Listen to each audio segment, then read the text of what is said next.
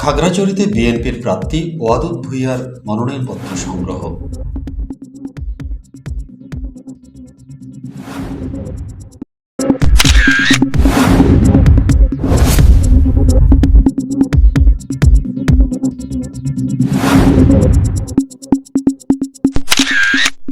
বিএনপির জাতীয় নির্বাহী কমিটির কর্মসংস্থান বিষয়ক সম্পাদক, খাগড়াছড়ি জেলা বিএনপির সভাপতি ও সাবেক এমপি ওয়াদুদ ভূঁইয়া খাগড়াছড়ি 298 সংসদীয় আসনে বিএনপি মনোনীত ধানের শীষের প্রার্থী হিসেবে নির্বাচনে অংশ নিতে মনোনয়ন সংগ্রহ করেছেন।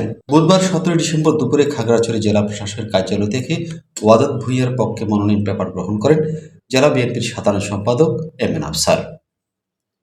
এ সময় খাগড়াছড়ি জেলা বিএনপির যুগ্ম সম্পাদক অ্যাডভোকেট আব্দুল মালেক মিন্টু, মোশাররফ হোসেন, আইন বিষয়ক সম্পাদক অ্যাডভোকেট বেদারুল ইসলাম, রামগড় উপজেলা বিএনপির যুগ্ম সম্পাদক অ্যাডভোকেট করিমুল্লাহ, জেলা যুবদলের সভাপতি মাহবুব আলম সবুজ সহ অনেক নেতাকর্মী উপস্থিত ছিলেন।